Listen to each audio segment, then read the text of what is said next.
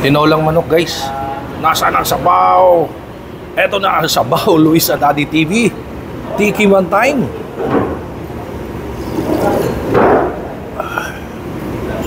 Wow. Alam mo yung ano?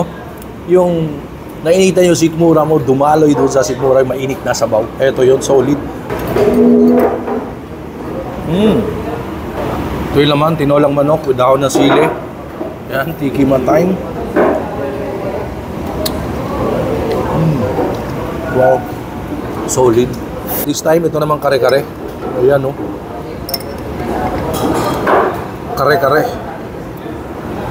At lagyan natin yan ng sili, bagoong. Look at that. Kare-kare. Bagoong. Sili.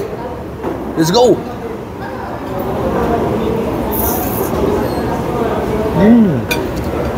Champion.